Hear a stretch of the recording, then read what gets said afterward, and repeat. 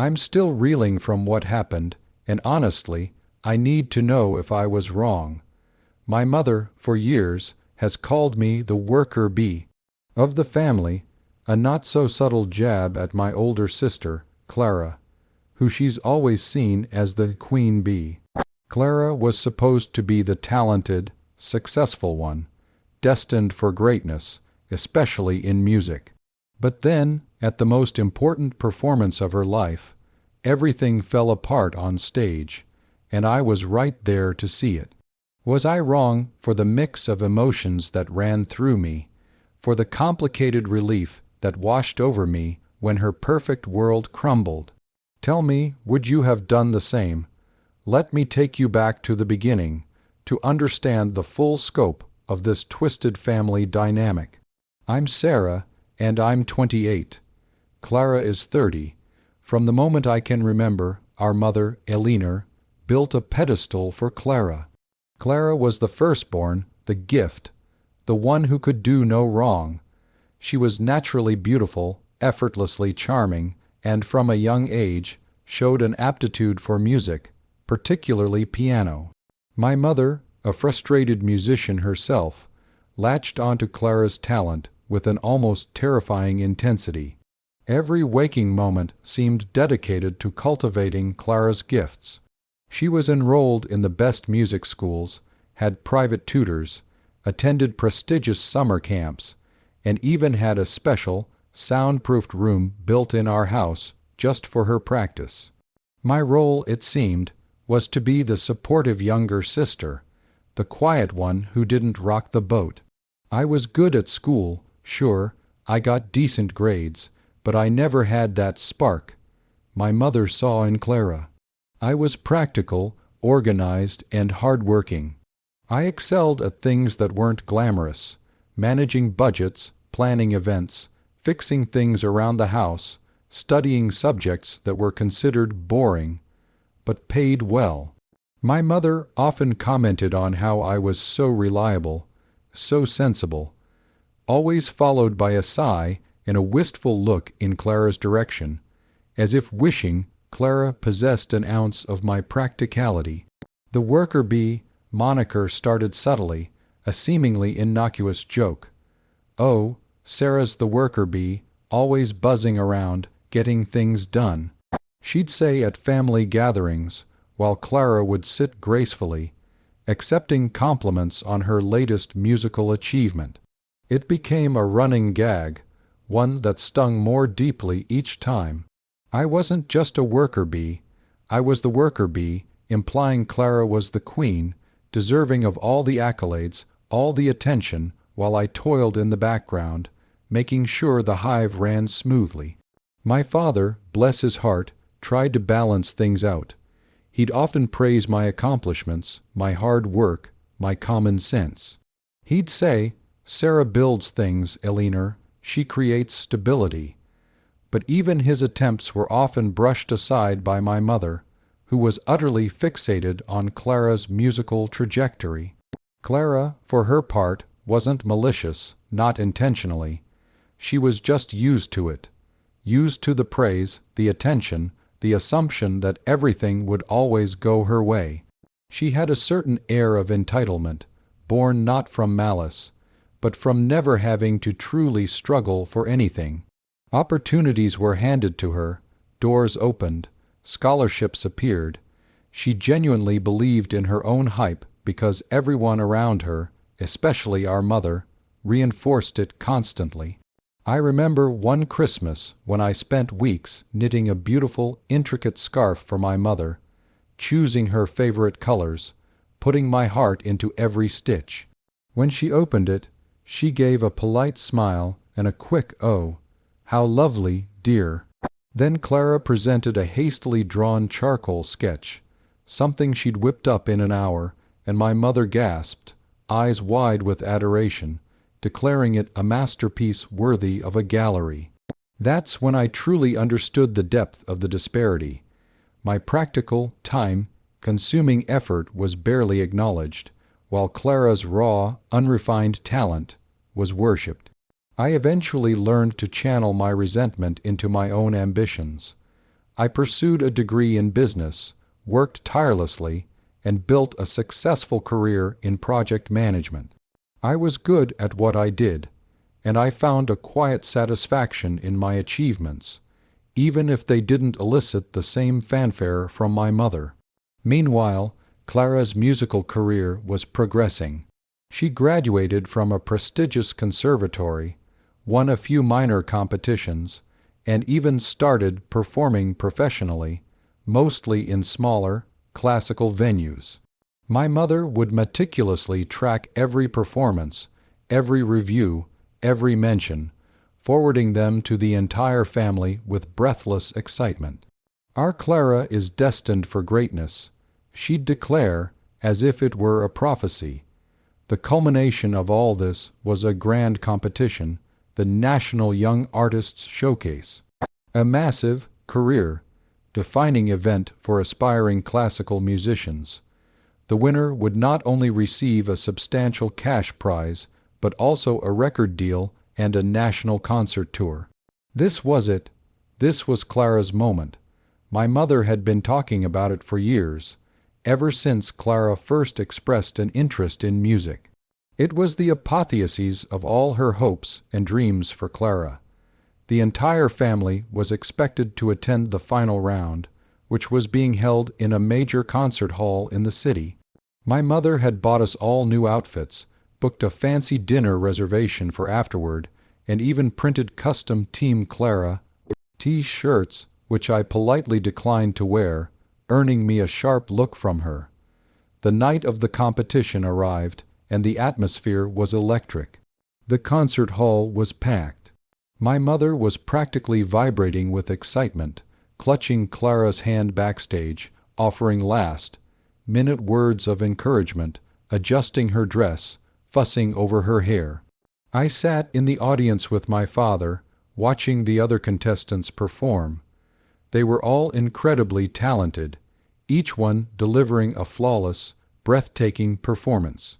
My heart thumped in my chest, a strange mix of apprehension and something else. I hated myself for it, but a tiny, dark part of me wondered what would happen if Clara didn't win. What if her destiny wasn't quite as clear-cut as my mother had always made it out to be? So that's the situation I was in, and I had to make a choice. Before I tell you what happened next, I want you to pause and comment below what you would have done in my shoes. Would you have wished for her success, or for a dose of reality? Clara was the last performer of the evening. When her name was announced, the applause was thunderous, especially from our family section, where my mother was practically leading a cheer squad. Clara walked onto the stage, elegant and composed in a shimmering gown, her dark hair pulled back in a sophisticated updo. She bowed gracefully, took her seat at the grand piano, and after a moment of poised silence, began to play. Her chosen piece was a notoriously difficult Chopin nocturne, a piece full of intricate runs and delicate emotional shifts. For the first few minutes, she was magnificent. The notes flowed effortlessly, her fingers dancing across the keys, the music soaring through the hall. My mother beamed, a triumphant smile plastered across her face, occasionally glancing at me as if to say, "See, I told you." And then, something shifted. It started subtly, a tiny hesitation, a barely perceptible wobble in a fast passage. I saw Clara's brow furrow, her concentration falter. Her hands, which had been so fluid, seemed to stiffen.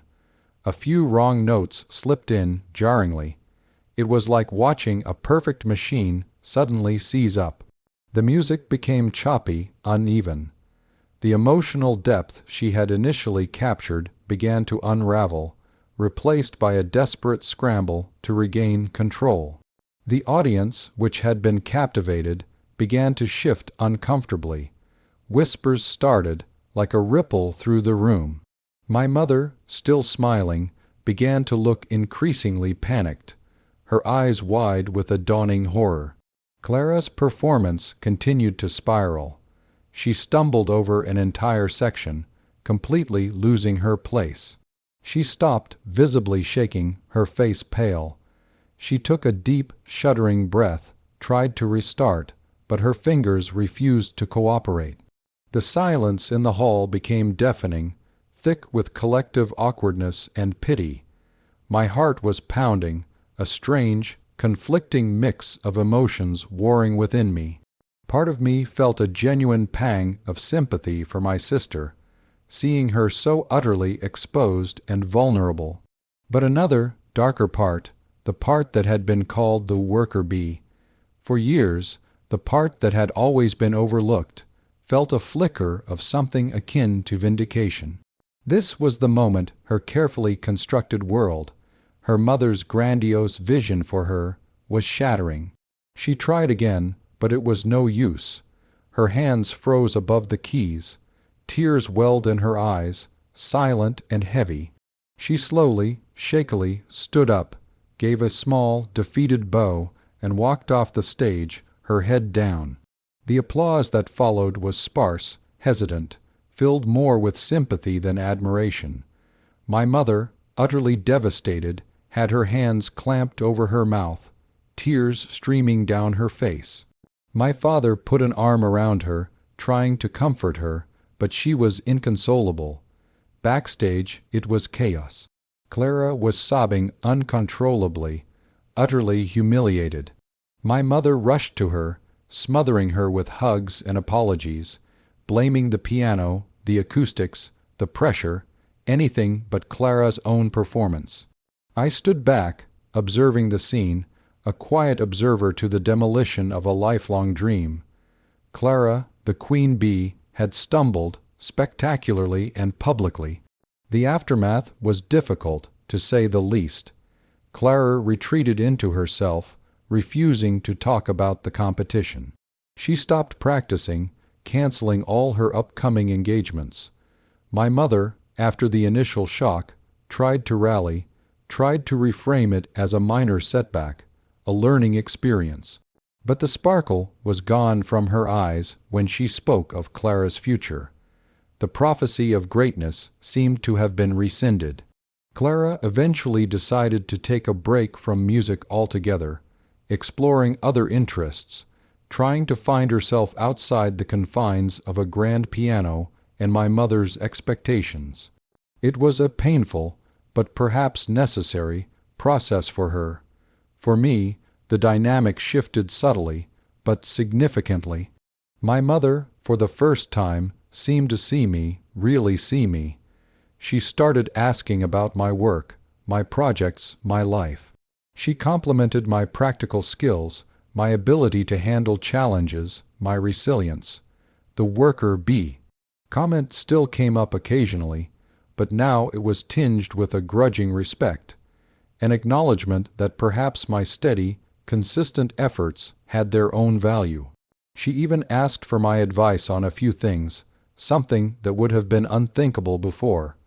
It was a strange, bittersweet victory. I never wished for Clara's downfall, not truly. But her fall from grace created a space for me, a space where I could finally exist without being overshadowed, without being a mere supporting character in her grand narrative. It was a space where my own quiet triumphs could finally be acknowledged. It taught me that sometimes the most profound changes come from unexpected places, and that even the most deeply ingrained family roles can be challenged and redefined. It was a painful lesson for everyone, but one that ultimately led to a more balanced, albeit it's still complex, family dynamic. So, here I am, sharing my story with you. Was I wrong to feel a sense of relief amidst my sister's pain? Was it selfish to finally feel seen after years of being in the shadows? Tell me your honest thoughts. Like this video if you were on my side, if you understand the struggle of being the overlooked sibling. Subscribe for more stories like this, where real people share their most personal experiences. And please, share your final thoughts on this whole mess in the comments section below. I'll see you all in the next story.